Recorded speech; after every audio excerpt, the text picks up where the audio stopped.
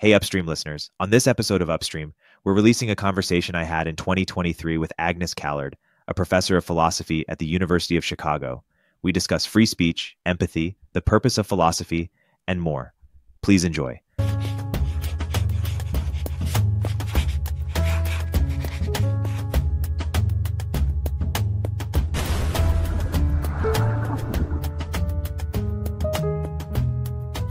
Agnes, we met on Twitter maybe 4 or 5 years ago when I asked Philosophy Twitter what progress has the field of philosophy made over the past century and what progress will philosophy make over the next century. And your answer, if I remember correctly, was that philosophy identified a bottom and maybe a top, but it has yet to identify how to reconcile. I'll let you edit that characterization because I'm sure it could be better. How to reconcile sort of egalitarianism and meritocracy. We'll get to that. But first, I want to identify that someone responded citing this paper that I believe David Chalmers wrote, where he surveyed his colleagues and asked his colleagues why there hasn't been as much progress in the field of philosophy as they might have liked. Some answers were that they were, the low-hanging fruit had been picked, and so it was harder to have new discoveries, as some people have, said that happens in other fields. And other people said there were more structural issues with the academy, et cetera. So I'm curious if you would agree with that claim that, progress has slowed down to some degree. And if so, why is that the case? Yeah. So, progress has slowed down. Is the implication that it was once going faster and now it's going slower? Or I think it was never going very fast. So, there are a lot more philosophers now than there used to be. So maybe you would expect it to have sped up. And I guess I don't have the sense that it has. It's really hard to think about what does progress in philosophy mean. And one reason why it's hard to think about that is that, as you were talking about philosophy, I was thinking about combs. I have a comb right here. And I was like, has there been progress in combs? And, this looks like a pretty old design. It's my comb, but it works well. Maybe there hasn't been so much progress in combs, but maybe we're done. Maybe we did it, It's not the case that we always want progress in everything, right?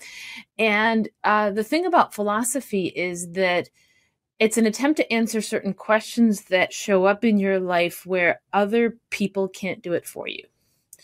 So I can't get your philosophizing done for you in a way that I can get other things done for you. And when there's something that I can get done for you, then maybe I could get it done quicker as opposed to slower. But when you have to do it for yourself, it's just less obvious that there's so much of a question of how quickly is it being done? And I almost feel like the kind of obsession with the question of philosophy, of progress in philosophy, but especially by the world outside of philosophy, is a kind of unwillingness to reckon with this fact that we're never going to get it done for you, no matter how fast we do it, no matter how good we get at it. It's going to be totally irrelevant to the rest of you guys unless you do philosophy. And that the subtext of the question is when will it be over? When will my philosophical work be completed by these other people? And the answer is just never. You're an academic philosopher, but you're also a public philosopher. And you have kind of explored the tensions of what that means to be a public philosopher. Is it good work to do, philosophy in public? You've also explored or written about how, it's in some ways, it's a shame that academic philosophy is so impenetrable or so structured in a certain way that appeals to a very small demographic because it's so good. Why don't you reflect on sort of the tensions that you've explored? The main difference between academic and public philosophy is how much familiarity and buy-in to the questions you can presuppose in your audience. If I tell an academic philosopher, I think I've got a solution to Moore's paradox, which in fact, I think I do, the philosopher will be like, whoa, okay, what is it? Right? If I tell that to somebody who's not in philosophy, they'll be like, what is Moore's paradox? And then even when I tell them what it is, they'll be like, why should I care? Yeah. I just take a lot of joy in speaking to that second kind of audience, the audience that demands to know, why should I care? Because I think it's a kind of perpetual danger in philosophy that we lose hold of that question and that we, in fact, start to treat philosophy as something that we're doing on behalf of other people rather than on behalf of ourselves. So I see it as a personal benefit to myself. I think it's kind of inevitable if a small group of people keeps talking only to each other that they're going to talk in ways that are a bit impenetrable to people on the outside. The more competitive it gets to join that group of people and the more number of years of study it takes, that the wall is going to get higher and higher. My simplest answer to what I like about public philosophy is that like when it comes to the stuff I produce, like say a podcast or if I write something, that stuff, people want to consume it. Whereas when I produce academic philosophy, nobody wants to consume it. So you're producing something that nobody wants to read. As an academic philosopher, that's very depressing, I find. Some people will read it, like, for instance, as a favor to give you comments on it before publication, or because they need to read it to write their paper or something. But that being embedded in that system, it's really demoralizing. It has very bad effects on people. So the people are very interesting. They're some of my favorite people to talk to. But I hate writing for them because when I'm writing for them, I'm basically writing for an audience that doesn't want to read the things I'm writing. We did an interview a few years ago on Clubhouse with Mark Andreessen, and in helping us prep for the interview, he said that you had an exchange once around, or one question that you were curious about was whether philosophy makes the world a better place. Can you unpack your exploration into that massive question? Okay. I don't have any memory of this, but I trust you. I think it's hard to answer that question as though it weren't already a philosophical question, which it is, right? And so it presupposes the value of the activity that it also calls into question. So that's a kind of odd structure to the question.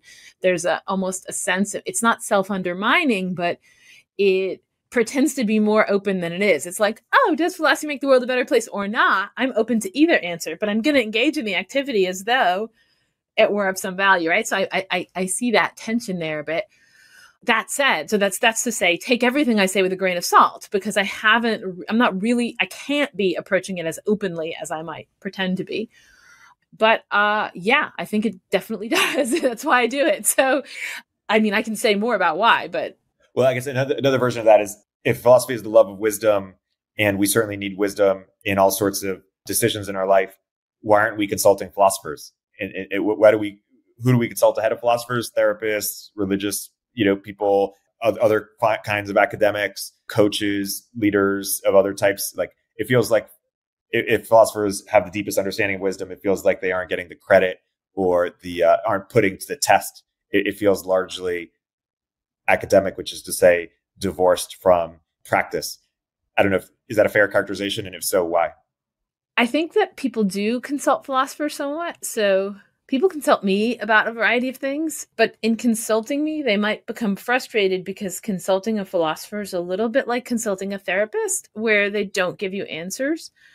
And that's because philosophers understand this thing that I said at the beginning, which is that we can't do your philosophizing for you. That is, there's certain kinds of thinking you just can't outsource.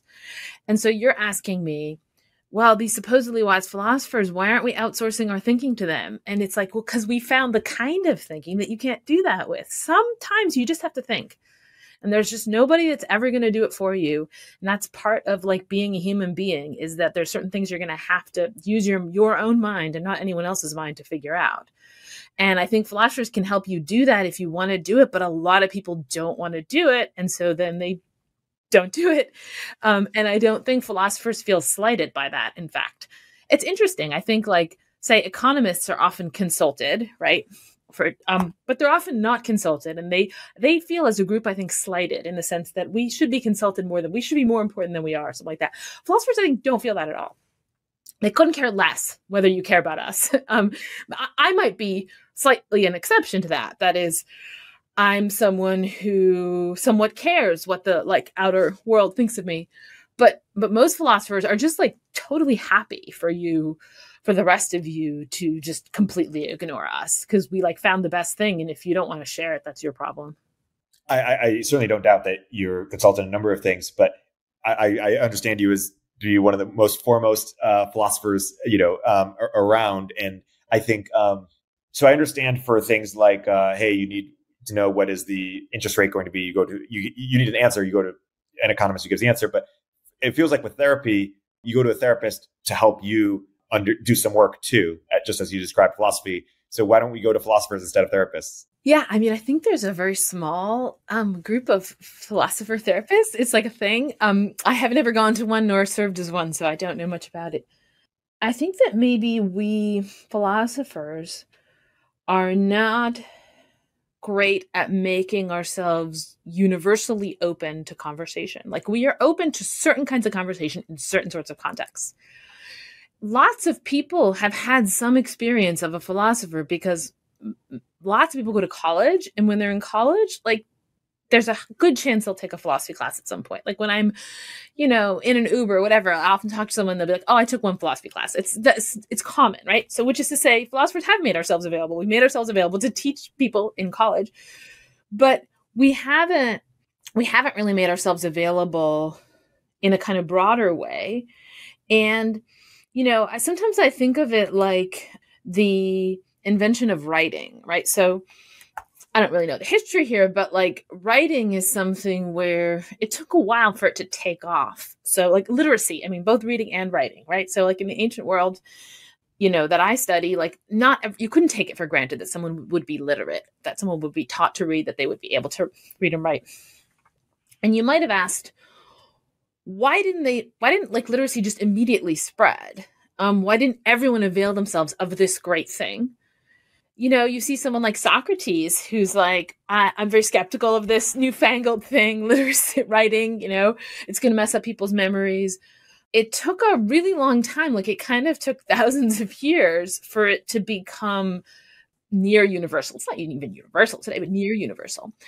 And I think philosophers have a thing that's like that. It's like conceptual literacy. It's being able to take the very terms in which you understand yourself and understand them and break them apart and rearrange them. And that's incredibly valuable. It's sort of like your self becomes kind of an open book.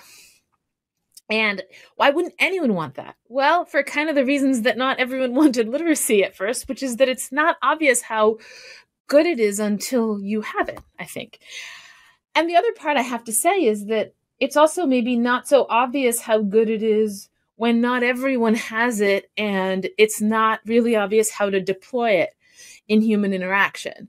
And so, the history of like the past, let's say 100 or 200 years of philosophy has been like real serious doubts about philosophy. Wittgenstein's probably the most important, philosopher of, recent philosopher. And he is somebody who seem to see philosophy as largely existing to cure our desire for philosophy. That's contentious, and some people will disagree with me about that as a matter of interpreting Wittgenstein. But so there's this question: if you could have this skill, if you could have this ability of deconstructing the way that you think and seeing inside of it and seeing where the problems were, would that even be good for you? I think it is, but not everyone who has it even thinks it is. Just as you might doubt, as Socrates was literate, but he doubted the value of literacy. So there's the question, could you appreciate the value of it if you didn't have it? And then even if you did have it, can you appreciate the value that it really only would have in a world where more people had it? That's fascinating. So you're saying it might not be as valuable in a world where only a few people have it, but it becomes more, there's network effects. We'll continue our interview in a moment after a word from our sponsors. Hey everyone, Eric here. At Turpentine, we're always looking for ways to streamline our work. That's why we use Notion for all our internal documents. It's been a game changer for us, and I want to tell you why. Notion is this amazing all-in-one workspace that combines your notes, docs, and projects. But what's really cool is their new Notion AI. It's like having multiple AI tools built right in. You can search, generate, analyze, and chat, all without leaving Notion. What sets Notion AI apart is how it personalizes responses based on your content. It's not just another generic chatbot, it understands the context of your work. Plus, it can search across thousands of docs in seconds, even connecting to tools like Slack and Google Docs. And get this, Notion is used by over half of the Fortune 500 companies. Teams using it send less emails, cancel more meetings, and save time searching for their work. It's designed to keep everyone on the same page while protecting your privacy. Want to give it a try? Head over to notion.com/upstreampod. That's all lowercase. Notion.com/upstreampod. You can try Notion for free, and when you use our link, you're supporting our show. Give the powerful, easy-to-use Notion AI a shot today at notion.com/upstreampod.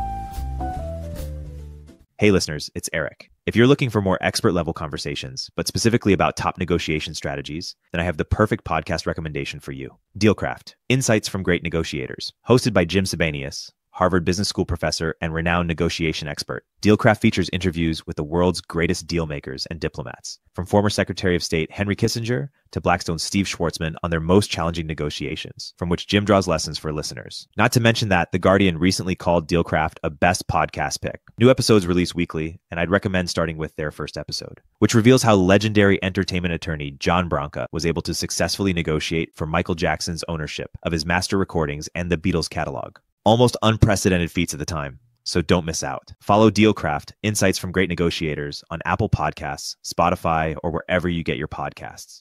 I mean, going deeper as to why it makes the world a better place, I'm curious.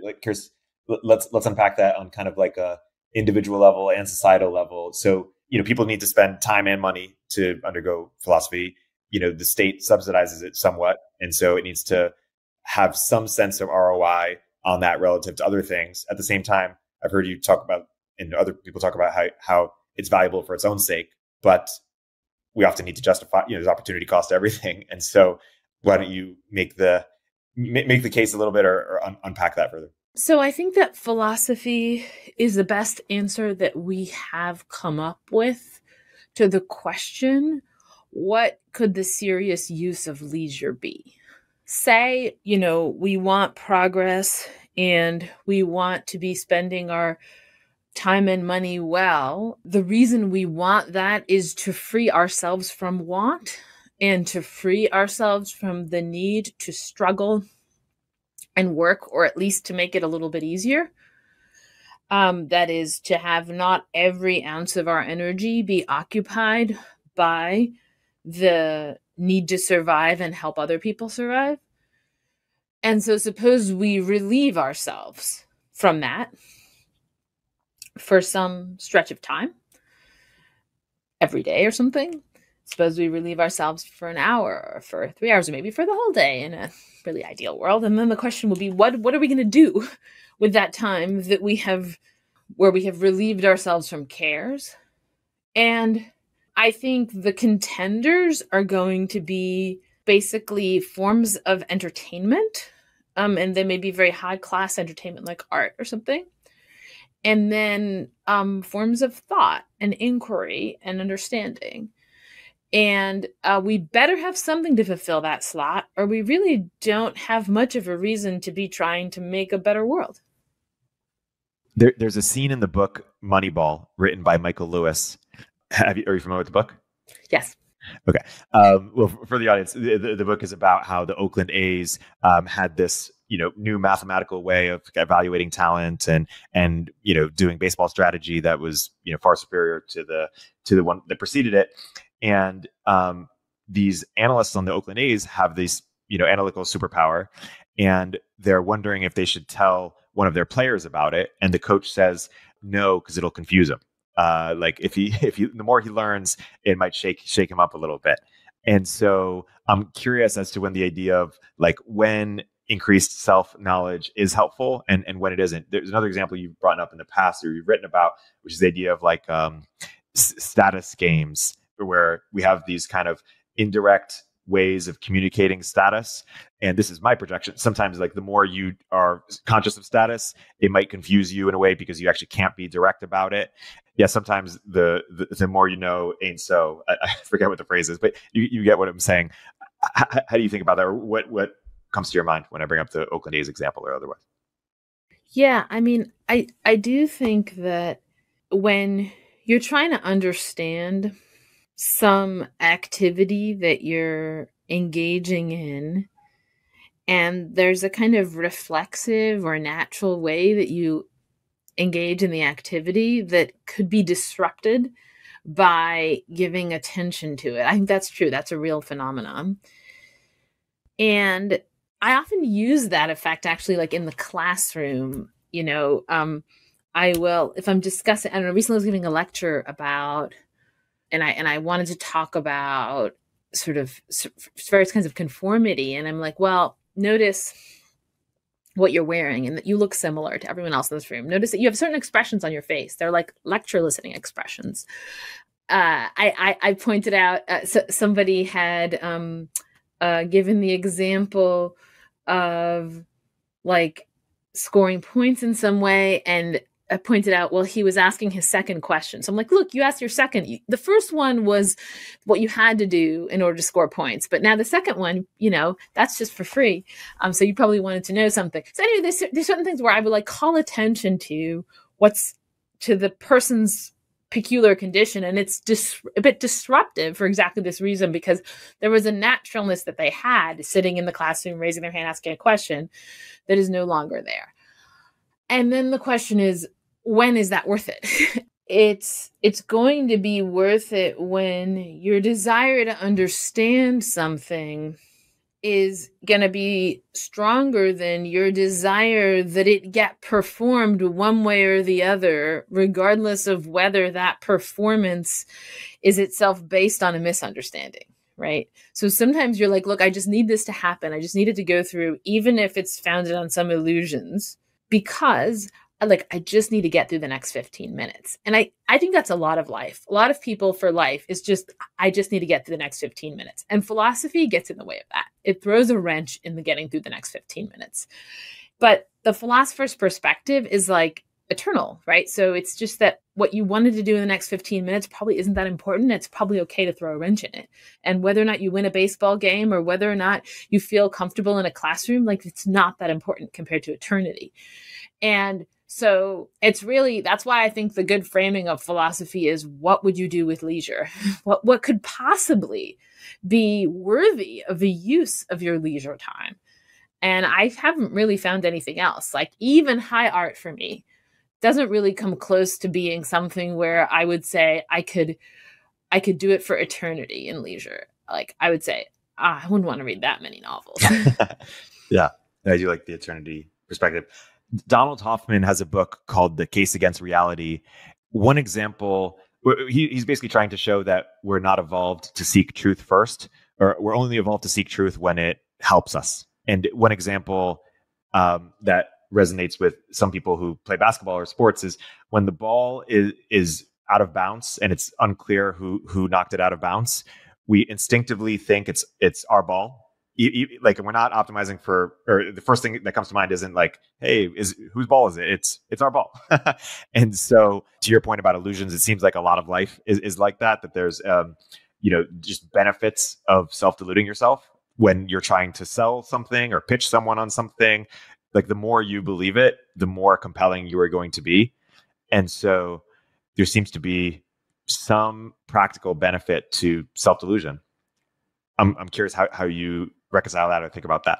Yeah, so I think that's true, but only if you allow that the benefit itself could be a delusion. That is like the thought that, look, obviously it's just better for me to get the ball, or obviously it's just better for me to sell this product to that person. You want to do that thinking pretty fast and not look at it too long, right? Because like maybe it's not. That is, maybe selling this thing to this person isn't actually as important as you've told yourself on the basis of very little reasoning that it is. And as you've maintained, because you're like, look, I just need to get to the next 15 minutes. And so I need to just hold that fixed for the next 15 minutes. A part of our thinking that is really fixed is the thinking about benefits, right? We don't think very reflectively about benefits. And a lot of times we come to periods in our lives when, okay, a great example that I talk about in the book I'm writing right now is Tolstoy wrote this book called A Confession, where he had this like midlife crisis in saying, do I have anything of value in my life? Does my life have any meaning at all? He was constantly on the verge of suicide. He would have to do things like hide like ropes so that he didn't like hang himself. And when he went out into this field, he wouldn't take his gun, so he wouldn't shoot himself. And so he was just totally depressed and feeling like nothing in his life had any value. Okay, this is after he has written War and Peace. He has a giant manor. He's rich. He's an aristocrat. He has a family, he has a wife, he has a bunch of kids. He has the respect of like all of Russia. He is a kind of idol and hero. He has everything you could possibly want in life. He's just like, yeah, but what's the point of any of it?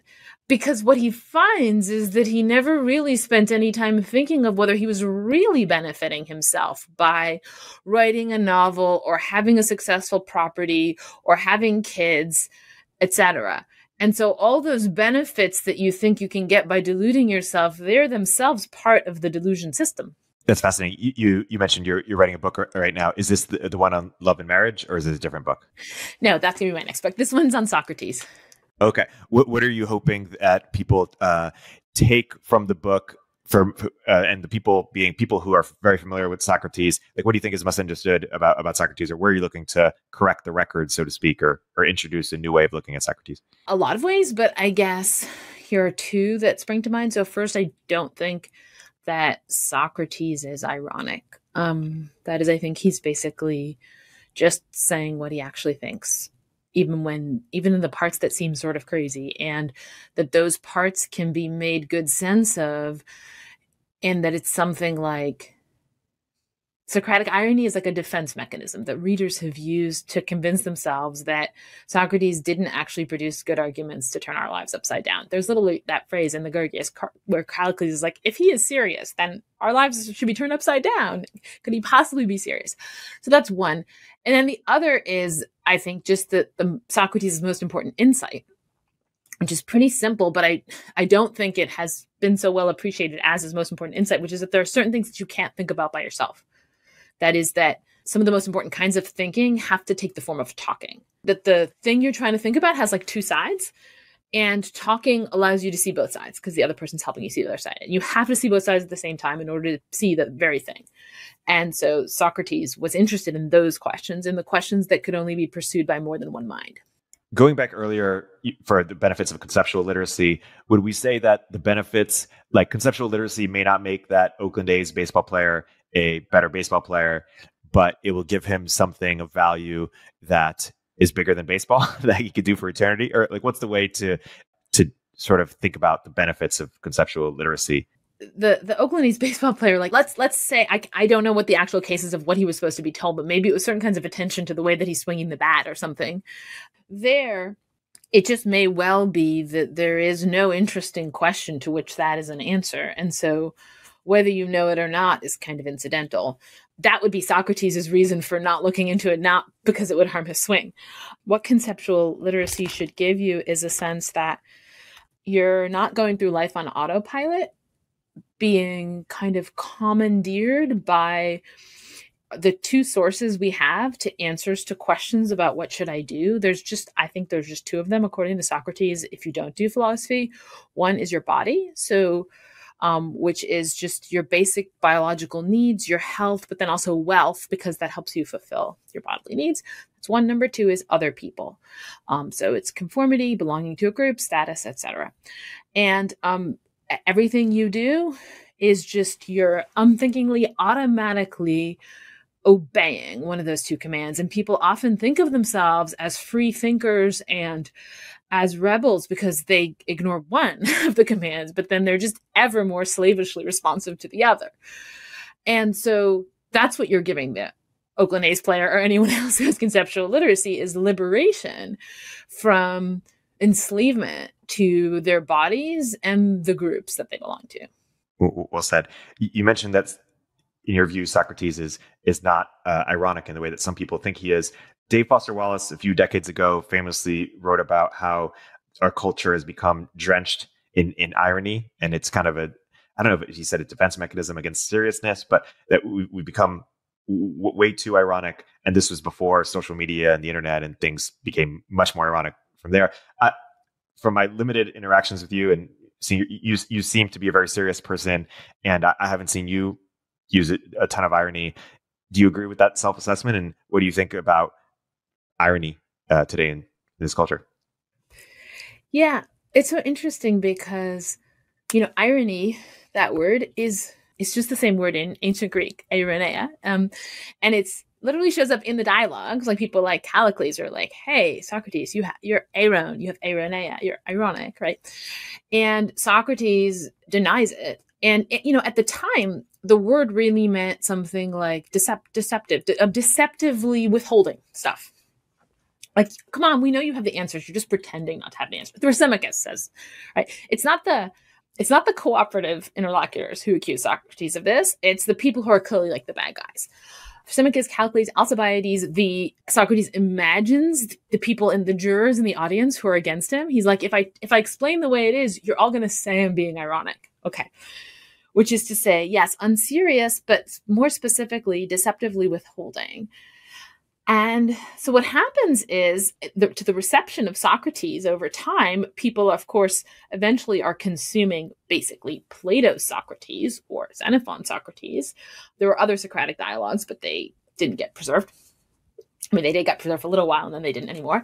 But you get people like Cicero and Quintilian praising the irony of Socrates, and they find it delightful and urbane and sophisticated, and it becomes this virtue of Socrates. So this Socratic irony that so annoyed Callicles and Thrasymachus is actually it's considered a rhetorical kind of power to be ironic, right? So it graduates to a kind of a virtue, an ability to control your speech in a certain way.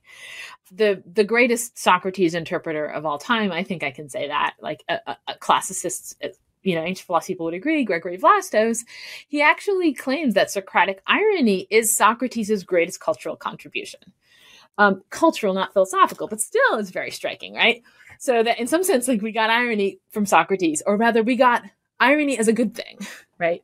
Now, I think all that's based on a mistake. And I think Plato thinks it's based on a mistake. That's why he puts it in the mouths of all the enemies of Socrates, right? But so irony is this very complicated thing where on the one hand, when you're on the receiving end of it, you're a bit irritated. If the person's talking to you, they seem to be withholding. On the other hand, if you're a third party and you're watching the interaction, say I'm being ironic to you, and then we have listeners, right? They kind of enjoy it. The listeners kind of enjoy it. Why? Because they think I'm just withholding from you, not from them, right? Because they think they can tell what the hidden meaning is or whatever. They're smart enough to see through it. So irony makes an observing audience feel smart and feel like something was reserved for them, something that was hidden from Thrasymachus and Callicles, but was just for the audience. Okay, so I think that's the sort of dynamic of irony, and that if I'm too direct with you, then there's nothing special that the audience is getting. So I think if you have a lot of spectated conversations, you're going to get either a lot of irony or a lot of perception of irony, or enough anticipation of the perception of irony that it creates irony. And that is what we have on, at least on some forms of social media, like on Twitter.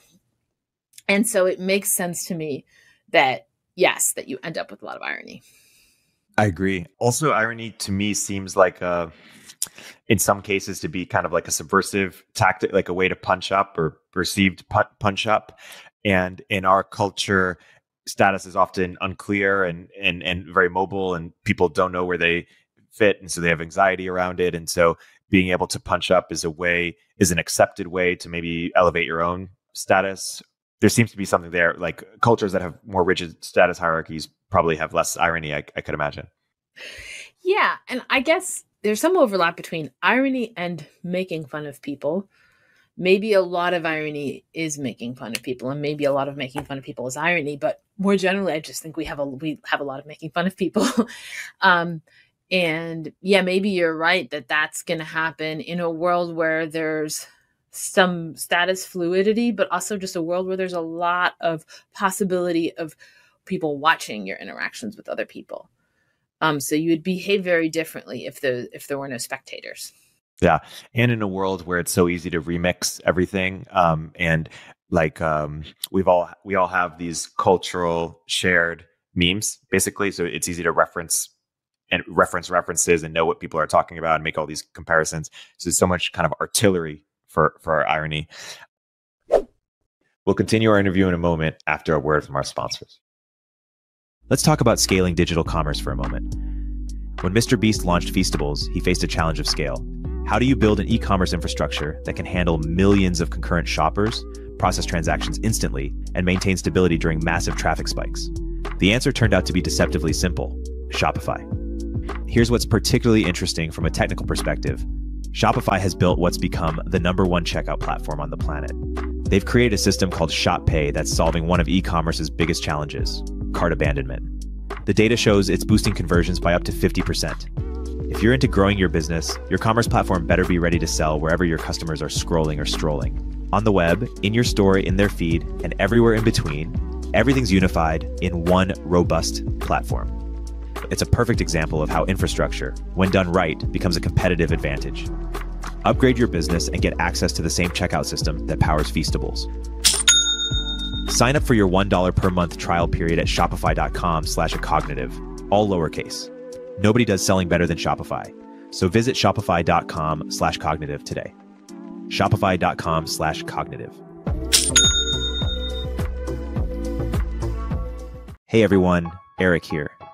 In this environment, founders need to become profitable faster and do more with smaller teams, especially when it comes to engineering. That's why Sean Lanahan started Squad, a specialized global talent firm for top engineers that will seamlessly integrate with your org. Squad offers rigorously vetted top 1% talent that will actually work hard for you every day. Their engineers work in your time zone, follow your processes, and use your tools. Squad has front-end engineers excelling in TypeScript, React, and Next.js, ready to onboard to your team today. For backend, Squad engineers are experts at Node.js, Python, Java, and a range of other languages and frameworks. While it may cost more than the freelancer on Upwork, billing you for 40 hours, but working only 2, Squad offers premium quality at a fraction of the typical cost, without the headache of assessing for skills and culture fit. Squad takes care of sourcing, legal compliance, and local HR for global talent. Increase your velocity without amping up burn. Visit choosesquad.com and mention Turpentine to skip the waitlist. Is status a game where the more you think about it, you lose? the more you understand anything done for express purpose of increasing one's status is unlikely to increase your status, or yeah. So I think there's a lot of things like that. In fact, not just status. Like apologies like that. Like when I apologize to you, if my apology is too directly driven by my desire for you to forgive me and it's too transparent, it won't work, right? So there are a lot of intentions that have to erase their own foot tracks or something. That's just like a thing. I'm just amazed by how even people who think a lot about status and it might be very perceptive about it engage in the same status-seeking behaviors in totally unreflective ways, and I'm sure I do it too, so that it's like the parts of our brain that govern our status climbing, they're off doing that, like regardless of how we're theorizing. And so we're not super able to control that, or to the extent that we do, it becomes very legible to other people in ways that then undermine your status. There's a lot of stuff where we're much better at reading other people than we are at faking out other people. And is going back to Donald Hoffman's book, Case Against Reality, he says we're pretty good at, faking out ourselves, or the best people who are able to fake out other people truly fake out themselves, which gives them the ability to fake out other people.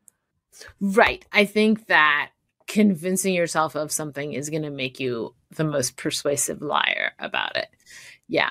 George Costanza once said, "It's not a lie if you believe it." Right. This Seinfeld character. I think that's true, by the way. Like, I think you're still saying something false, but you can't be saying it with an intent to deceive if you think it's true. Right.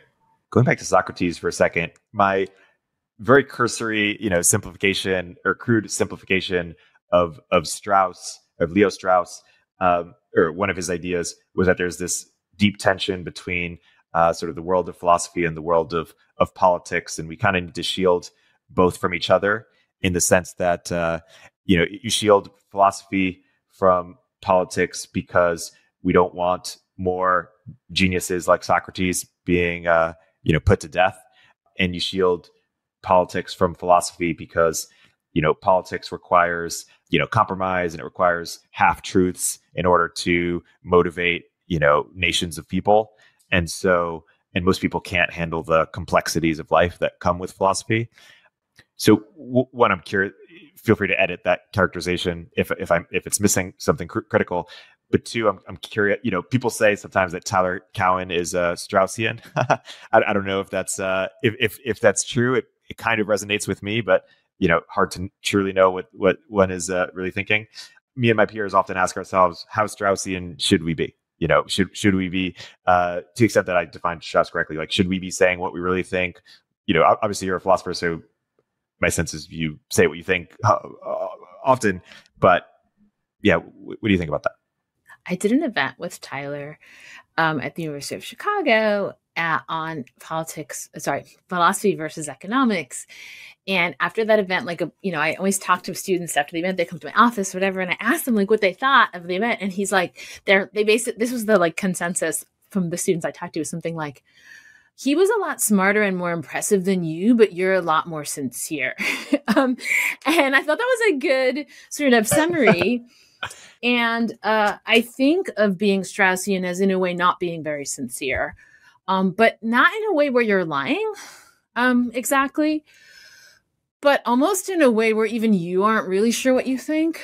That is, the really convincing liar convinces themselves, right? And so there's a certain kind of, I suppose you develop a talent, a certain kind of facility for saying the right thing under the right circumstances, where you yourself believe it in a way, to the extent that you're not lying, right?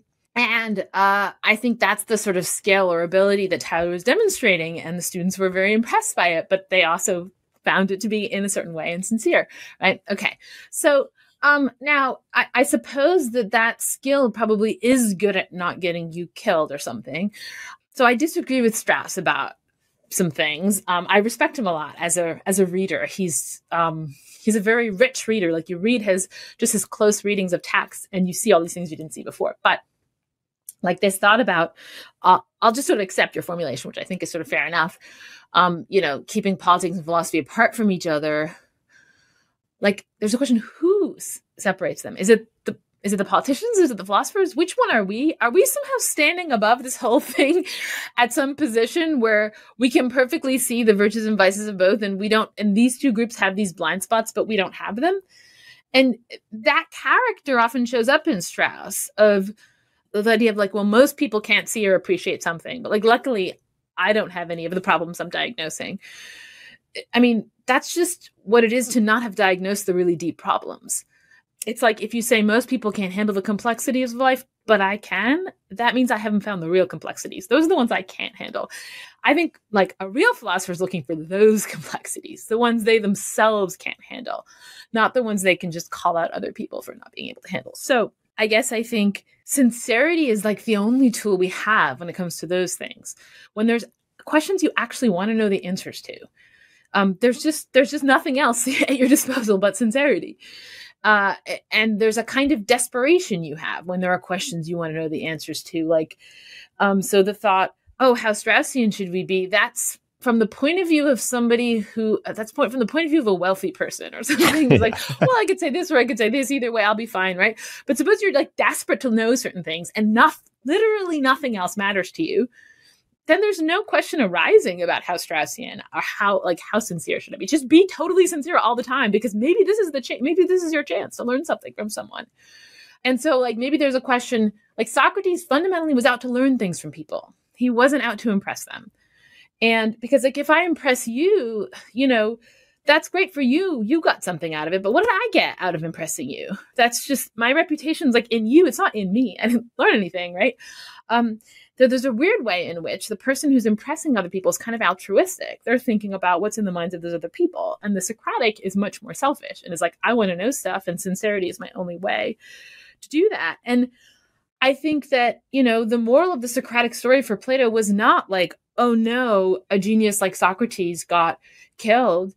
The moral of the story, which is there's so many dialogues about the death of Socrates, and they all say the same thing. It was not a bad thing for Socrates. Socrates was not harmed. It was fine for Socrates. It was bad for Athens. Athens was committing an injustice, and an injustice is an injury to your soul. And that's what was happening to all those jurors. And that was terrible. And Athens, that was a bad thing, but it wasn't bad for Socrates. And the other part is Socrates wasn't a genius. That is, at least Plato really tries to depict him as lacking what would be the markers for impressiveness in the world that he was in. So like the Tyler Cowans of Socrates' world would be people who had good memories. Okay, so they would be remarkable. I mean, that was like a thing in the ancient world where you can't really record stuff. Just being able to remember a lot of stuff is basically, that's code for intelligence, right? And Socrates in many, many places, he's like talks about how he has a bad memory. And the number two for impressing people is being able to talk in sophisticated ways. So like how you talk in a law court. And Socrates, in a number of places, including in the law court, says, I can't do that fancy talk that other people do. I'm just going to say the words, the same words as they come into my head in that same order, right? Non-Straussian. And I think that that's in a way Plato trying to say there was nothing else that was special about Socrates. He wasn't some super smart guy. He wasn't a genius. He wasn't impressive. He was just somebody who wanted to know the answer to certain questions. And he put that in front of everything else. So would you agree then that Tyler is Straussian? It's funny because Tyler, I think, is one of the great thinkers of our era in some ways. And yet when I hear people like Brian Kaplan or your co-host Robin Hanson talk about Tyler, they obviously have worked with Tyler and love Tyler, but they will also be somewhat critical in this way of, oh, he's kind of hedging or not willing to say exactly what he thinks or put stands in the ground. So I'm curious if you resonate with that assessment. I think he is saying what he thinks. I think his thinking is very flexible. But I told Tyler that, this about the responses of the students, I told all this to Tyler, so this won't be news to him. There are a lot of different niches for public intellectuals, right? A lot of different roles that a public intellectual can have. And Tyler's like uniquely well suited to his peculiar role, which is a very altruistic one. It's really about benefiting other people. And it's not about inquiring into the truth or learning anything. But it's great for the world that such altruistic people exist. You wouldn't say his Marginal Revolution blog is about kind of better understanding the world and trying to, or his books about don't take stances or try to present ideas or worldviews? There was some blog post he once had where he said he could almost say that every one of his blog posts is who should be raised in status and who should be lowered. And like, I think that he's trying to make the world a better place. And that's what the heading says, right? And he's trying to think who is underrated and should be boosted a little bit more, and which worries should be downplayed and which should be upplayed. And that's fundamentally the sort of business that he's in. Yeah, I think that's well said. Going back to Socrates, you wrote a blog post about Socrates and sort of politics, and I want to quote you here. You say, Socrates wouldn't respect the point of view of the protesters outside his window. He would want to know who is right and who is wrong, and he wouldn't stop talking to them until the difference between points of view was obliterated. Persuade or be persuaded. And so I'm curious, why aren't you publicly invested in the biggest culture war issues of our time and finding out what's right and presenting your findings? How do you respond to that?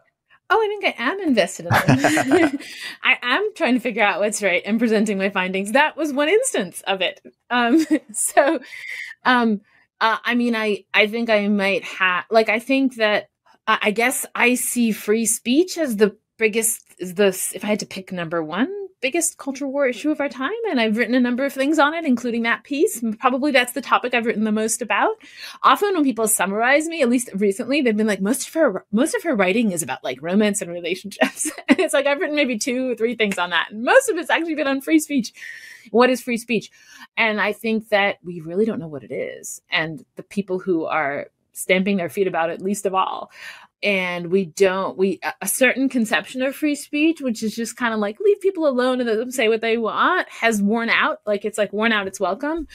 And now we don't know what to do. And I think it's the Millian conception of free speech. Like I'm a fan of Mill, but I think the thought that ideas are somehow duking it out in a notional marketplace of ideas doesn't make a lot of sense, because the marketplace is not a place. It's ideas are in people's heads, and that abstraction is just kind of, it worked for a while and it doesn't work anymore. note, I should note the phrase marketplace of ideas is not in Mill. Mill scholars will be angry at me. But I think even though I read a paper on this by a Mill scholar saying, yeah, and that's really significant, I don't think it's really significant. I think the idea is in Mill, even if the phrase isn't, but I'll just acknowledge that. And when you say worn out, it's welcome, do you mean that people are now upset with it? Or what does it mean? Like, why doesn't it apply anymore as well? You might study, you might go to study a musical instrument. And you might have this idea, a vague idea of what you're going to get. And then you never get anything more than that. And you have this image of yourself, the violinist or something.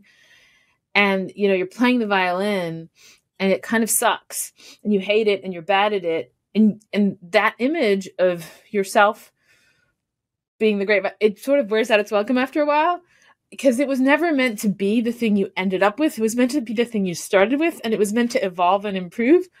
And that's sort of what I think about Mail on Free Speech. It was meant to be the beginning of a process of thinking about what it would be to be in a community in which public speech achieved its proper ends. And step one on that road, and of course Mail's not step one, but still we can say step one would be something like, don't ban heresy. Okay, that's really what Mill's thinking about. He's thinking about heretical, people who seem to not be believing in God or even giving arguments that God doesn't exist, right? He's like, don't ban those. That's not how we're gonna live in like the ideal space of communication. That was a good thought. I think he was right about that. But that isn't the end all and be all of free speech. And I think that a certain kind of permissivism doesn't capture what we actually want. Like, what are we listening for? And how can we learn from each other? Those to me are like deep questions about speech that just don't ban stuff doesn't really address. You had an episode with Robin Hanson on your great podcast together on free speech, and he talked about, in his mind, it's really the freedom to listen. Was that compelling to you? No, I don't think Robin's right about that. I mean, I think it's a good thought that to at least remember that there are listeners, not just speakers, and that the battle over who speaks is really like a battle between the elite over eliteness, right? It's like who gets honored, really. It's about like who is publicly honored. And so Robin is drawing attention to the fact that like most of the characters in this story are actually the listeners and not the speakers, and that you're listening. There's a question, what kinds of information are listeners getting? And as a listener, what kind of information do you have a right to? So that's how he's thinking about it. And I think that makes sense, but that ultimately that too is still infected by the Millian thought, because the thought is like, okay, I get in all the information, right? Let's say I got and now I have to figure things out. And then where is that going to happen?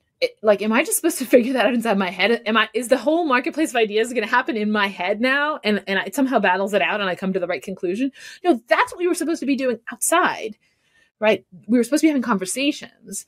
And so the idea that there's just a bunch of speakers and a bunch of listeners, to me, doesn't get at the real issue, which is like, how do exchanges work? How do we listen to each other or argue with each other? I think I tweeted, I recently read this like Chesterton essay. It was like maybe it was a book review or something, but anyway, it was this little bit of it was, it was like everything he writes, just a big whiny complaint about how things are nowadays, right? But it was just people fight instead of arguing. He said people fight when they can't argue, and I think it's like free speech is arguing. That's what free speech really is. And so we have to figure out not how to listen or how to talk, but how to argue. To me, so free speech is certainly a massive one. Another massive one that maybe is even upstream of that is in terms of like philosophical problem that relates to everyday life in all sorts of different ways. And you've written about this as well, is sort of how do you justify hierarchy or partiality or variance? You've written about it in the context of how do you reconcile sort of egalitarianism, meritocracy, or the bottom, having natural or inherent kind of honor, just, points for being alive, with sort of the idea that people should earn things and strive for more. You'd probably put it much better than I just did. And that sort of question around hierarchy, partiality, variance, or disparities between people, between groups of people. Is there a justification? What is that justification? Because the idea of egalitarianism or equality is just so deeply rooted in our culture, such that Mark Andreessen once said, like, software is eating the world. It seems like much further back than that, like equality is eating the world. We're just continuously introducing more and more forms of equality, and sometimes that is empowering, and sometimes that is messes with sort of the order, or destabilizing, I guess, to say the least. So I remember earlier I said, like, there are these two basic commands that dictate how we live our lives. One of them is our bodies, and the other is kinship groups. So equality comes out of that. That is, it is the principle of just about every kinship group that at some level or in some way, everyone in the group is equal or has an equal claim on something. And this can be, brothers or sisters in a household. It can be fellow citizens in a city who each, like, let's say in Aristotle's city, each have a claim to rule. So this kind of equality, first of all, is always artificial, in the sense that, like, there's no sense in which the siblings are equal.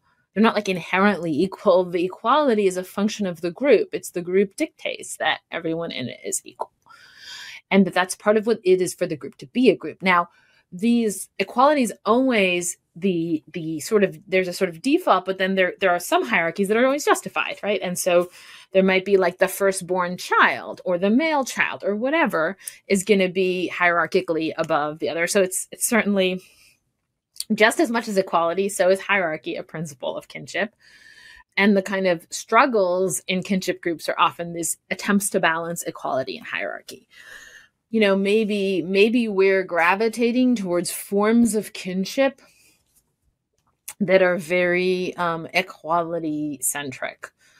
I guess my thought would be, my sort of, like, underlying thought about that would be sort of similar to, what do I think about the fact that we, like, indulge in a lot of luxuries, like, in terms of answering our, like, the body set of commands, which is kinship groups. Group membership is not a great source of answers to questions as to how you should live. It is one of our defaults that we have, that we get for free without thinking. So that's useful to us, just like our bodies are.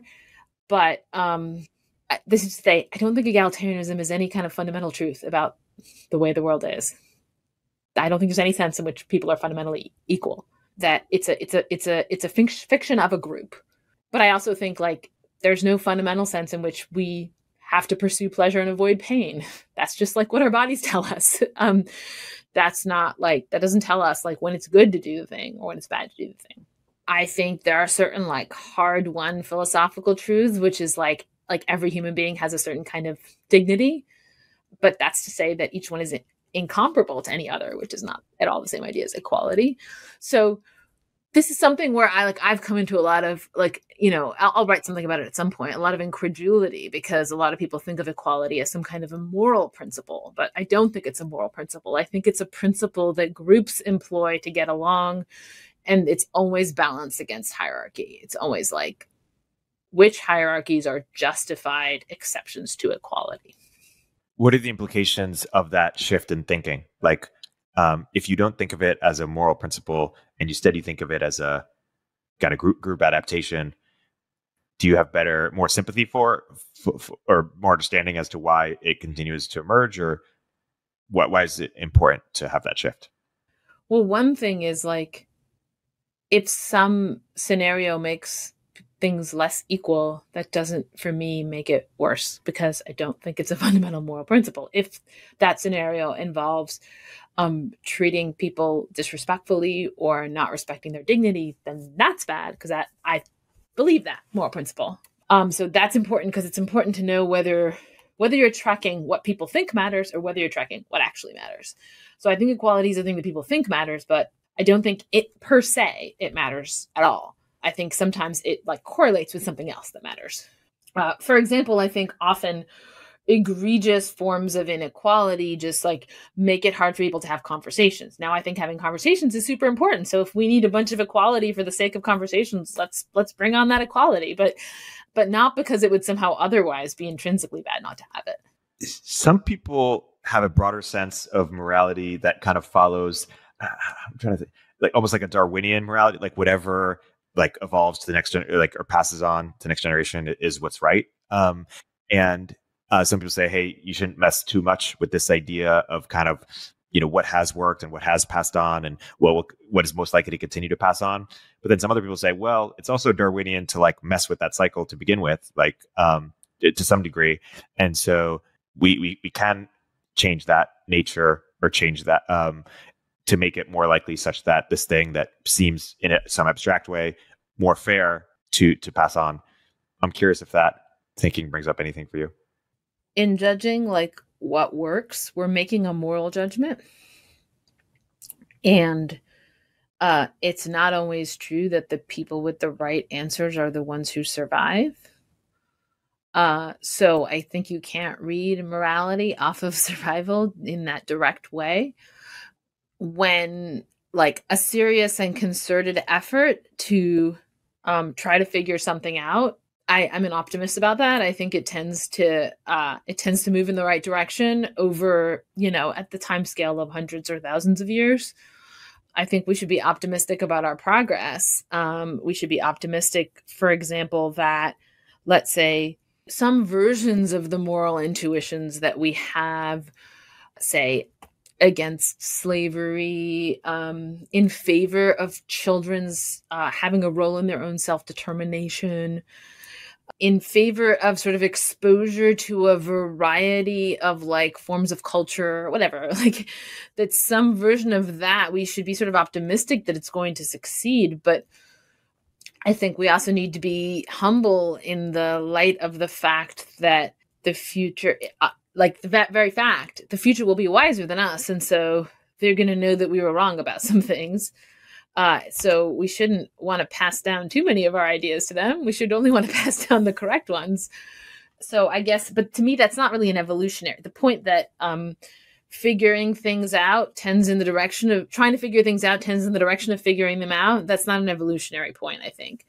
That's like a point about the faith and inquiry, but just about anyone who's ever having a conversation has got to be committed to that. Otherwise, what is the point of the conversation?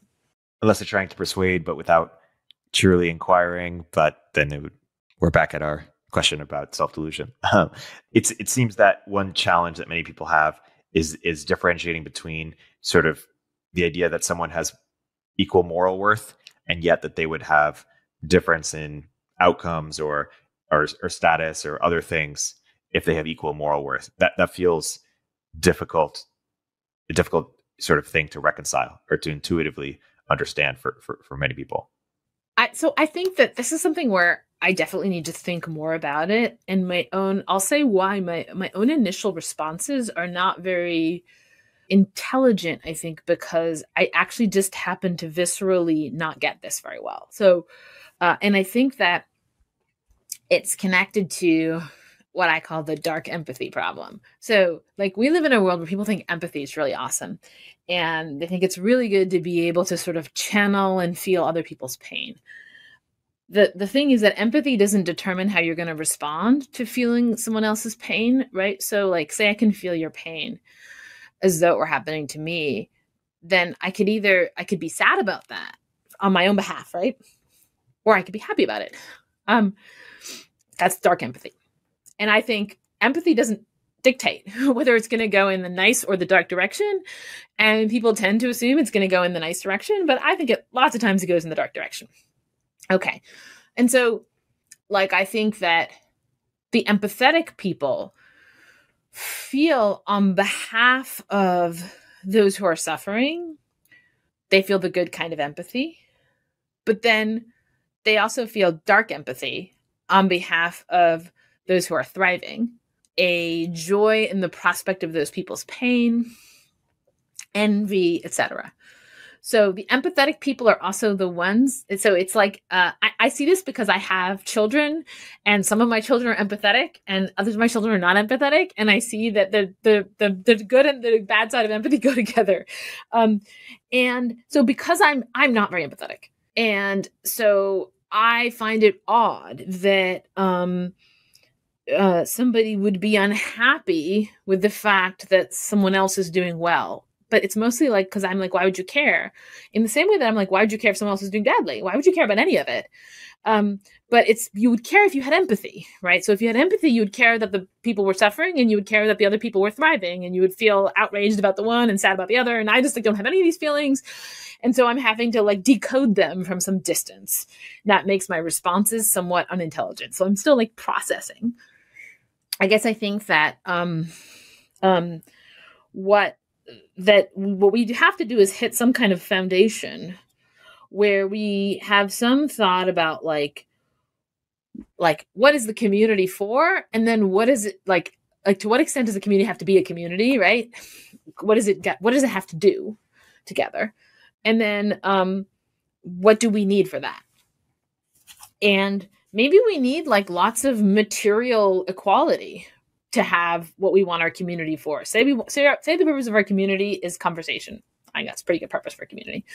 And say like people just, as a psychological fact, really have a lot of trouble having conversations across like giant wealth gradients or something. Then maybe we need lots of material equality. But like say they don't, then maybe the people who are worried about that just need to be educated that thing wasn't actually very important. So I think you can't use empathy as a guide because of dark empathy. And we need something else as our guide. And that something else is going to be, what does it take for a community to function? But that question is, we can only answer that question when we know what is the function? What are we trying to do with our community? And I have an answer to that question, but I'm not sure what that answer entails about, say, material conditions. Have you said the answer, or what is the answer? I think it's to figure things out. Philosophy, basically. That is, I think we don't know the answer to the question, what is the meaning of life? What are we supposed to do? Why are we here?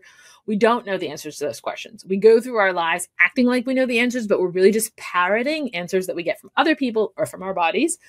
And we can't figure the answers out on our own because I'm a Socratic. I just think you literally cannot think about it by yourself. You can do a thing you call thinking about it. That's actually just you rehearsing some things other people said.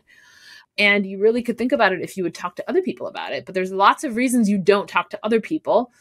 And it's because basically the groups that we're part of, our kinship groups, are not structured to facilitate conversation. That's what I would call the problem of free speech. And maybe part of the problem there is inequality. I'm open to that thought. And then we need equality.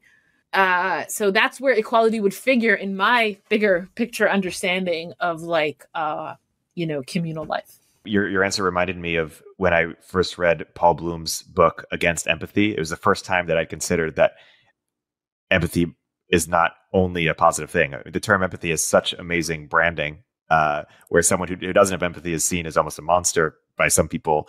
And the answer to everything just seems we need to have more empathy. And yet, Paul and we kind of just alluded to the places where empathy leads us astray. Yeah, I mean, empathy is a skill, as I see it. And skills do not teach you how to use those very skills. So memory is a skill. Speaking well is a skill. In general, it's good to have skills, but someone who has a skill isn't necessarily going to use it well. And so you shouldn't conflate the skill with the right use of the skill. That's what we've done with empathy.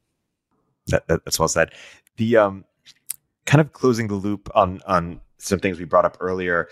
Some people, there's this term out there that is used to describe the idea of just thinking for thinking's sake. I think it's certainly a crude term definitionally, but it's also, I think, crude, or I think it's certainly inaccurate. They call it intellectual masturbation.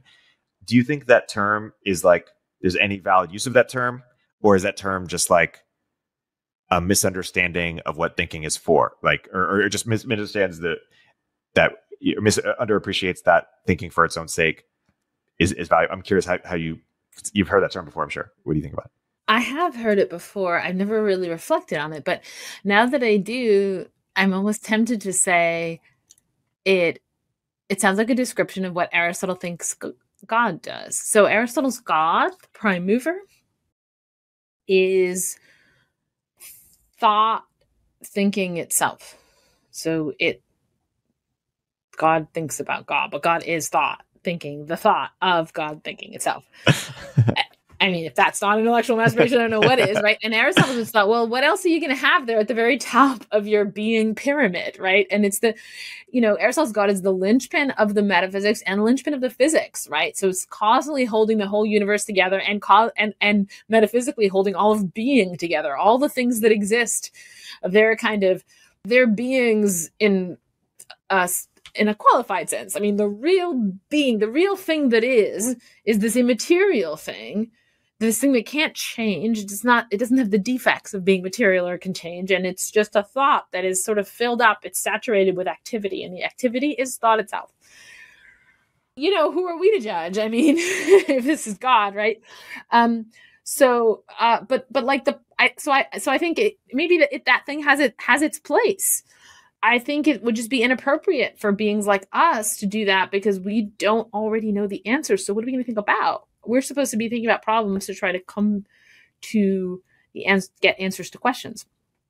And so we are not supposed to think for its own sake. We're supposed to think in order to get answers. Maybe at the end of the story, once we've got all the answers, we can do the God thing and do intellectual masturbation and it'll be great. But we're not there yet. Seamless segue. I want to talk about love and marriage. You mentioned that's your next book. You most recently had this New Yorker profile or New Yorker piece that was written about your perspective on the issues as well as some of your background. And I'll broadly summarize, which is to say that you evaluated. Well, you're a public philosopher, not just in your thinking, but also in your practice of living life and living philosophically. And you don't just do things because they've been done before. You evaluate them for first principles. And some of the things that you did from first principles were this idea of, hey, it's this thought that typically when someone divorces someone, that they can't be good friends or something, or that's like a stereotype that people have, or let alone that they might be good friends with their, with your future partner.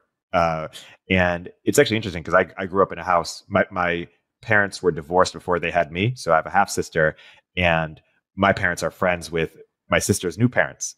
So kind of a similar situation as you described for yourself. And people would comment on how strange that was. So I'm used to this idea that this is a strange idea. Anyways, I say this to, one, give background, but two, to ask you to share a little bit with us about what you hope people take from the book that you haven't yet written, or more broadly, like, do you want more people to live philosophically in this way as well? I think the charitable take is, hey, any progress comes from reevaluating certain things and experimenting with certain things, and discovering what makes sense for each individual. To that extent, I'm curious, how much do you think, if you're prescribing at all? But then two, I think a cynical take might be on sort of living philosophically. Hey, can I just justify kind of anything I want to do by using philosophy or fancy words to justify sort of, instincts, which sometimes maybe is the right thing to do, maybe sometimes might not be the right thing to do. I'm really trying not to prescribe.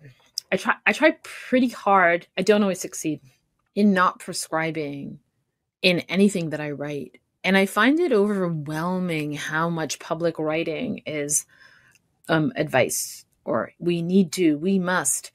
The time has come for. And I think that's part of the free speech problem, as I understand it, which is that we only know how to yell at each other and how to be extremely sure that everyone else ought to think the thing that you think, which is probably wrong, right? So like inquisitive speech is, as my kids' teachers would say, still an emerging skill for humanity. And I'm trying to speak in that way and to live in that way as well, which is to say, I'm trying something out. That's what life is. It could be wrong, but someone else who, everyone's life is an experiment and everyone could be wrong. And the fact that your life looks a lot like the lives of the people around you doesn't really make it more likely to be right.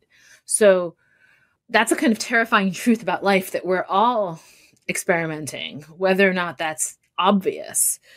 I wouldn't say that I had very articulate thoughts about what I wanted people to take away from the profile. I mean, I didn't write the profile, so I didn't like have aims in writing it, but I was pleased by how many people wrote to me and said things like the reaction to the profile, like say on Twitter or whatever, was very negative, but I got a lot of people writing to me being like, oh, I had like a real conversation with my spouse for the first time in a long time about your piece, or like, oh, I can't stop talking about this. Like, lots of people talk to their spouses about this. That was like a real effect of this piece, was that it started conversations, and also to their friends. Those people sometimes then came and talked to me. It made them feel like these topics could be talked about. And I think that's what it is to speak inquisitively. It's to like open the topic as something that the reader has a contribution to make. And, you know, if I come across as somebody who doesn't look like they have all the answers, all the better for that effect, right? Because in fact, I don't. So that's truthful. And, you know, trying to make myself, I do think a lot of public intellectuals want to put forward a face of at least maximally looking like they have answers to the degree that they can, but that tends to close off conversation, not to encourage it, right? So that's the sense in which self-exposure is really beneficial to you, like me, if what you want is not, it's like to hear back from other people, and to also for them to make progress in the conversation to, you know, to the extent that you haven't. You know, can't you just justify anything you want to do? Like, I think the answer is yes, but you can do that anyway, with or without philosophy. You can do it with convention. You can do it with impulse or the bodily desires, right? So your body and the people around you give you resources for justifying things. And the difference with doing it philosophically is that you have to form a conversational agreements with other people who then have to see it your way. And so, like, I didn't just do all this myself, right? I had to have a lot of conversations with not just my husband, my ex-husband, but, you know, my kids and my friends, and to explain myself, to come up with agreements, to modify those agreements as time went on. And very little, if any, of this was done with a view to getting people in the outside world to think it was okay. Almost all of this happened well before I was anything like a public philosopher. It was with a view to figuring out what would actually be okay. But in fact, that's the best way to produce justifications, right? It's similar to the point we were discussing earlier about, you know, trying to trick other people, is that, like, if I want to make what I do seem justified to other people, the best route is for me to actually think that it's justified. So I can only do that to the best of my ability, and to the best of the ability of the people around me, right? Because they're helping me do that. So of course I can be wrong, but I do think you have a better chance of being right if you actually try than if you don't try. So that's fascinating. What are you hoping to achieve or get through with the book when you set out to write it that you haven't yet with that profile or other pieces you've written? I think that there's just a lot I want to know. And that's why most people write books, is that they want to know stuff. What are the things that you want to know or find out? I want to know, like, what is marriage? Like, there's some, and what is sex? So I'm really interested in, you know, there's been a lot of writing on sex, but very little of it actually answers the question of what it is and why is it important to us. I'm thinking about that right now because I'm writing something for the Wall Street Journal on sex. But when I say what is marriage, I also mean, like, getting some of the heterogeneity in view, as I think there are really interesting differences, different kinds of functions that marriage can play. And even within a single marriage, these can come to the fore. So I'm interested in understanding all of that. And, like, the difficulty is going to be kind of focusing and, you know, having a narrow enough topic. And then what is divorce, and what kind of ideals should we have? Like, we have ideals for marriage, and I think we ought to have ideals for divorce too, and we don't. And so what should they look like? Those are some of the questions that I hope to have better answers to. Well, we will look forward to it.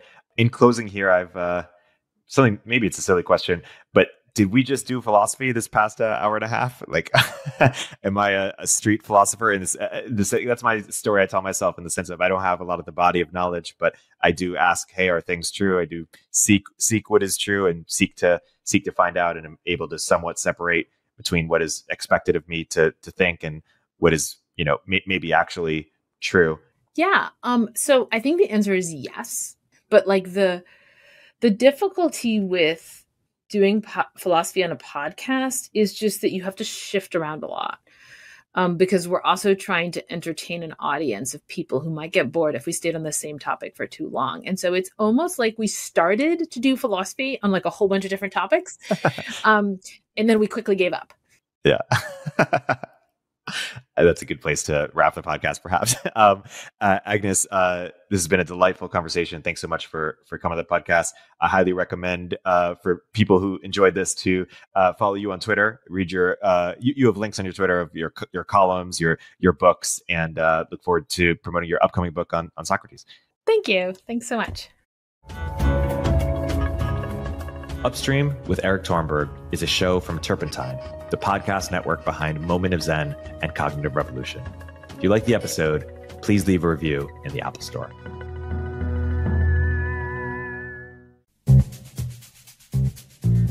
Hey everyone, Eric here.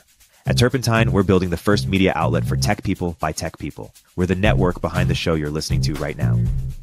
We have a slate of hit shows across a range of topics and industries, from our AI and investing cluster of podcasts to shows that drive the conversation in tech with the most interesting thinkers, founders, investors, and influencers, like Econ 102 with Noah Smith. We're launching new shows every week, and we're looking for industry-leading sponsors. If you think that might be you and your company, email me at ericaturpentine.co. That's ERIK at turpentine.co, and let's partner together.